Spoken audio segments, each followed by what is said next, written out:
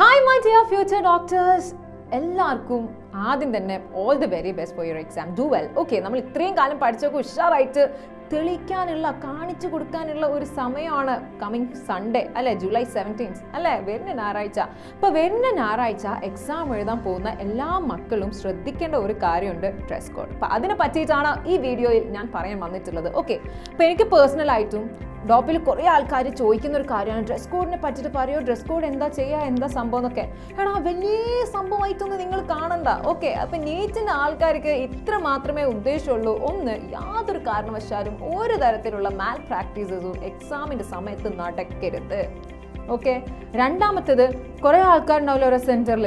അപ്പോൾ പെട്ടെന്ന് ആൾക്കാർ ഉള്ളിലേക്ക് കയറ്റണം. അപ്പോൾ അവർ മൊത്തമായിട്ട് ചെക്ക് ചെയ്തിട്ടാണല്ലോ ഉള്ളിലേക്ക് കയറ്റുക. ഭയങ്കര രസം കേട്ടോ, അതൊക്കെ നിങ്ങൾ അനുഭവിക്കാൻ പോകും ഫസ്റ്റ് ടൈം എഴുതുന്ന ആൾക്കാരാണെങ്കിൽ. ഓക്കെ, നമ്മൾ ചെക്ക് ചെയ്തിട്ട് ഉള്ളിൽ കയറ്റുക.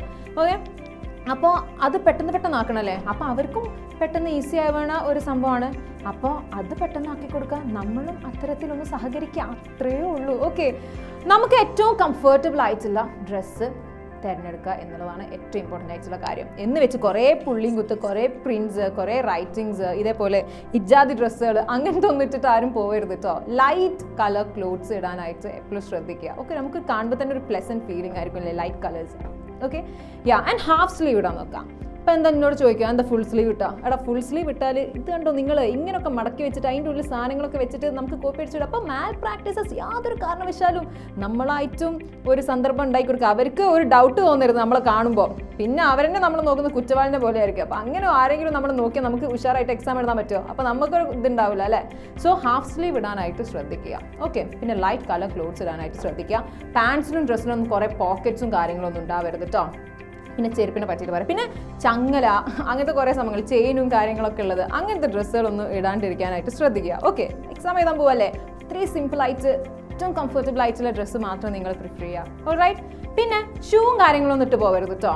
ഓക്കെ, സ്ലിപ്പർ ഇട്ട് പോവാം, അല്ലെങ്കിൽ ഹൈ ഹീൽസ് ഒന്നും ഇടരുത്, ലോ ഹീലായുള്ള സാൻഡൽസ് എന്തെങ്കിലും ഇട്ടിട്ട് പോവാം. അപ്പോൾ ഇത്രയൊക്കെ ഉള്ളൂ ഡ്രസ്സിങ്ങിനെ പറ്റിയിട്ട് പറയാൻ. ഓക്കെ, സിമ്പിളായിട്ട് നമ്മൾ ഇത്രയേ ഉള്ളൂടാ. നമ്മൾ കണ്ടാൽ കോപ്പി അടിക്കാൻ തരത്തിലുള്ള ഡ്രസ്സിങ് മനസ്സിലായില്ല ഞാൻ പറഞ്ഞപ്പോൾ നിങ്ങൾക്ക് കത്തിയിട്ടുണ്ടാവും. യെസ്, നമ്മളൊക്കെ അല്ലേ, നമ്മളൊക്കെ ഇത് കഴിഞ്ഞിട്ട് വന്ന ആൾക്കാർ, നമ്മൾക്ക് എത്ര കോപ്പി അടി കണ്ടതല്ല. യെസ്, അപ്പോൾ അജാതി സംഭവങ്ങളൊന്നും നമ്മൾ കണ്ടാൽ തോന്നരുത്.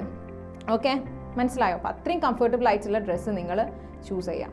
ഇനി കുറേ റിലീജിയസ് ബിലീവ്സ് ഉള്ള കുറേ ആൾക്കാർ ഇങ്ങനത്തെ ഹാഫ് സ്ലീവ് ഒന്നും ഇടാൻ അവർക്ക് എന്ത് ഇഷ്ടമുണ്ടാവില്ല. സോ കസ്റ്റമറി ഡ്രസ്സസ് ഒക്കെ ചൂസ് ചെയ്യുന്ന ആൾക്കാർ നമ്മളിപ്പോൾ 1:15 തൊട്ടേ ഉള്ളിലോട്ട് കയറ്റാൻ തുടങ്ങും സെൻറ്റർക്ക്. അപ്പോൾ ഒരു 1 hour മുമ്പേ എങ്കിലും എത്തുക. അപ്പോൾ 12 o'clock എത്തിയിട്ട് നമ്മൾ ഫുൾ ചെക്കിംഗ് ഒക്കെ വേണ്ടി വരും, മനസ്സിലായി? അപ്പോൾ അതിന് വേണ്ടിയിട്ട് അത്രയും മുന്നേ എത്തിയിട്ട് ചെയ്യുക എന്നുള്ളതാണ്. അപ്പോൾ ആപ്ലിക്കേഷൻ ഫോമിൽ നമുക്ക് കസ്റ്റമറി ഡ്രസ്സുമായിട്ട് ബന്ധപ്പെട്ടിട്ടുള്ള കുറേ കാര്യങ്ങൾ, അപ്പോൾ അത് ഓൾറെഡി നമ്മൾ എന്ത് ചെയ്യാം, സെലക്ട് ചെയ്യാം.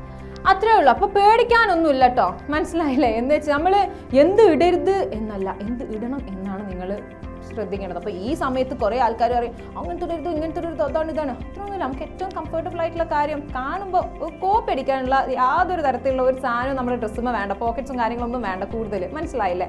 അപ്പോൾ അത്രയേ ഉള്ളൂ ആ ഡ്രസ്സിങ്ങിനെ പറ്റിയിട്ട്. വെരി സിമ്പിൾ അല്ലേ? ഇനി ആർക്കെങ്കിലും കൺഫ്യൂഷൻ ഉണ്ടോ? പിന്നെ ചെയിന്, പിന്നെ അതേപോലെ ഓർണമെൻറ്റ്സ്, കമ്മൽ, സംഭവങ്ങളൊന്നും ഇടാണ്ടിരിക്കാൻ നോക്കുക കേട്ടോ. അത് ഇമ്പോർട്ടൻ്റ് ആണ്. കാരണം ഇത് നമ്മൾ അവിടുന്ന് അഴിച്ചു വെച്ചാലും അവിടെ കീപ്പ് ചെയ്യാൻ ഒരു സംവിധാനമോ മാർഗ്ഗമൊന്നും ഉണ്ടാവില്ല. സോ ബെറ്റർ നിങ്ങൾ വീട്ടിൽ നിന്ന് വരുമ്പോൾ ഓർണമെൻറ്റ്സും കാര്യങ്ങളൊന്നും ഇടാണ്ടിരിക്കുക. അതേപോലെ തന്നെ മെറ്റൽ സാധനങ്ങൾ, നമ്മൾ മിക്ക ആൾക്കാരുടെ ക്ലിപ്പും കാര്യങ്ങളൊക്കെ മെറ്റലായിരിക്കും. അപ്പോൾ അങ്ങനത്തെ ഒന്നും യൂസ് ചെയ്യാണ്ടിരിക്കുക. ഞാൻ ഐ സ്റ്റിൽ റിമെമ്പർ, ഞാൻ ഫസ്റ്റ് ടൈം എഴുതാൻ പോയപ്പോൾ ഞാൻ ക്ലിപ്പൊക്കെ ഇട്ടിട്ട് പോയിട്ടുണ്ടായിരുന്നു. എന്നെ കൊണ്ട് അതൊക്കെ അഴിപ്പിച്ച്, എന്നിട്ട് ഭയങ്കര ഡിസ്കംഫർട്ട് ആയിരുന്നു എക്സാം എഴുതുന്ന സമയത്ത്. സോ ആദ്യം തന്നെ വീട്ടിൽ നിന്ന് വരുമ്പോൾ അതൊക്കെ അങ്ങനത്തെ ഒന്നും ഇല്ലാണ്ട് എഴുതാം കേട്ടോ. ഫൈൻ, യാ. അപ്പോൾ ഇത്രയൊക്കെ ഉള്ളൂ, മനസ്സിലായി? പിന്നെ ബാങ്കിൾ, വാച്ചസ്, റിസ്റ്റ് വാച്ചസും കാര്യങ്ങളൊന്നും യൂസ് ചെയ്യരുത്, അതൊന്നും അലോഡ് അല്ല. അപ്പോൾ ഡ്രസ്സിങ്ങിൽ വെരി സിമ്പിളായിട്ട് ഓക്കെ ആ ഒരു ഡ്രസ്സ് മാത്രം മതി. ഹാഫ് സ്ലീവ്, ഒരു ലൈറ്റ് കളർ ഡ്രസ്, ഒരു sandal or slipper. Okay, high heels ആവരുത്, ലോ ഹീൽ സാൻഡൽസ് ഒക്കെ ആയാൽ മതി, chappals. Fine, so that's all. Okay, ഇനി ആർക്കും ഡൗട്ട് ഇല്ലല്ലോ, മനസ്സിലായില്ലേ? അപ്പോൾ ഉഷാറായിട്ട് ഈ ഡ്രസ്സിങ്ങിനെ പറ്റിയിട്ടൊന്നും ആരും ടെൻഷൻ അടിക്കരുത്. ഇതിനൊക്കെ പറ്റി ടെൻഷൻ ഉണ്ടെന്ന് പറഞ്ഞിട്ട് എൻ്റെ അടുത്ത് വന്ന് പറഞ്ഞിട്ടാ. അപ്പോൾ ഇതിനെ പറ്റുന്ന ആർക്കും ടെൻഷൻ ആവരുത്. സോ വെരി സിമ്പിൾ അല്ലേ? ഇത്രയേ ഉള്ളൂ കേട്ടോ. So bye, all the best, do well.